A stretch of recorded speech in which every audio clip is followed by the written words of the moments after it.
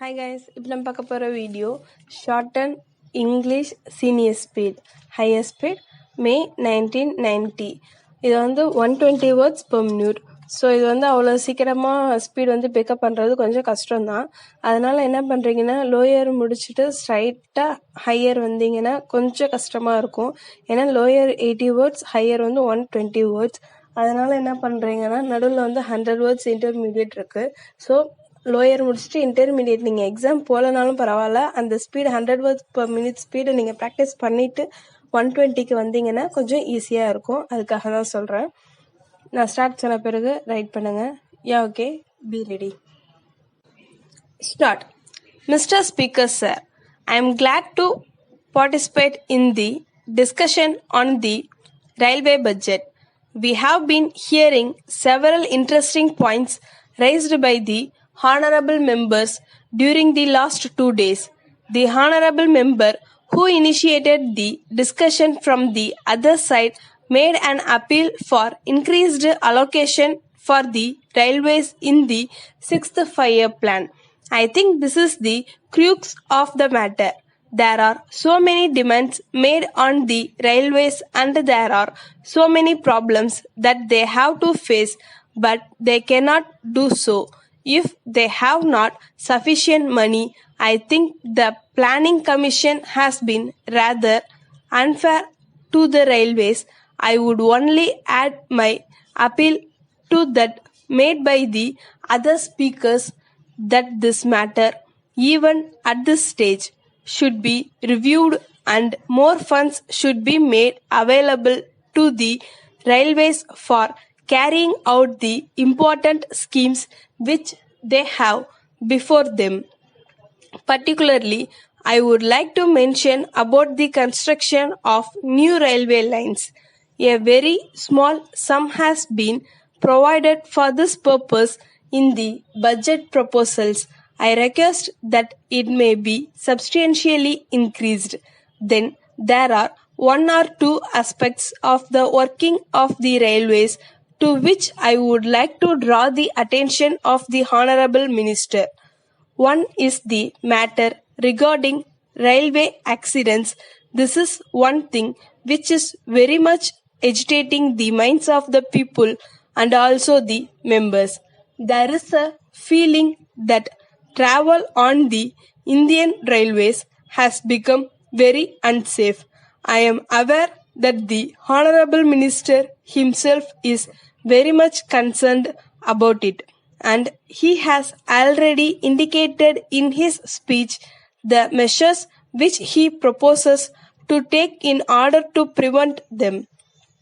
But there are always other factors which lead to accidents that need to be looked into.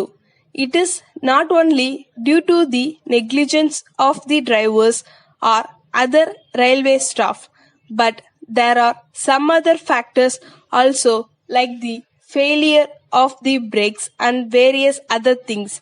I think these require to be looked into. Here again the question of funds comes.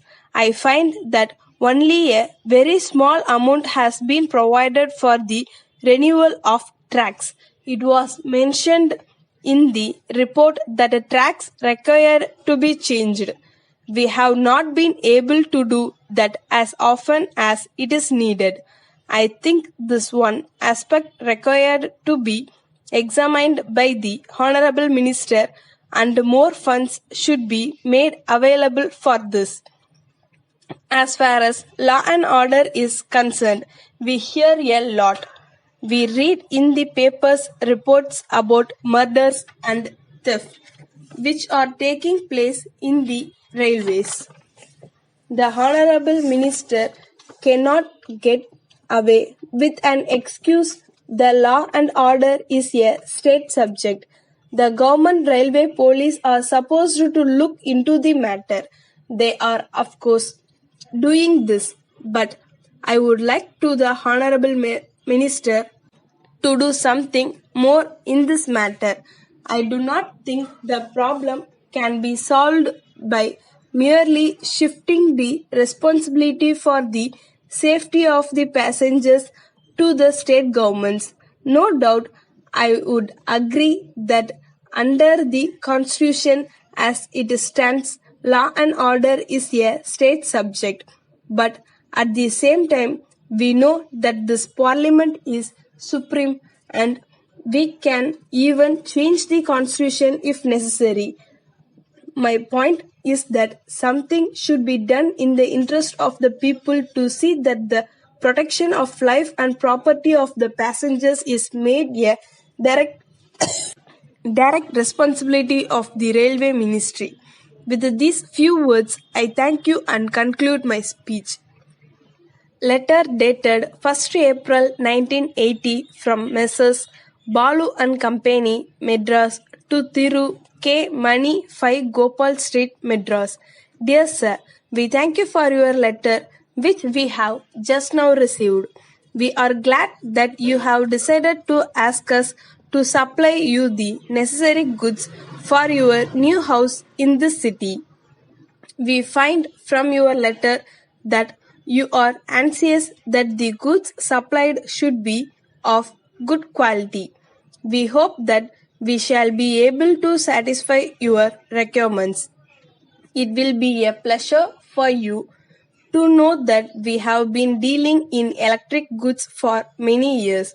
We think you will be glad to know that if you are able to find any defect in the article supplied by us, we shall be pleased to replace it immediately. In fact, there has been no complaint from our customers. To inform you that we shall understand any electric work, you may kindly note that it is not necessary to make any advance payment to us for this purpose.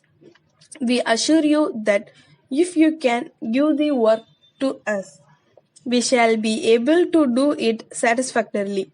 As soon as we receive the orders from you, it will be possible for us to take necessary steps in regard to the matter.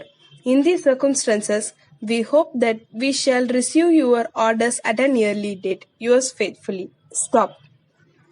நல்லா right பண்ணுங்க. என் channel பிடிச்சா like பண்ணுங்க, share பண்ணுங்க, subscribe பண்ணுங்க. Thank you for வாட்சிங்.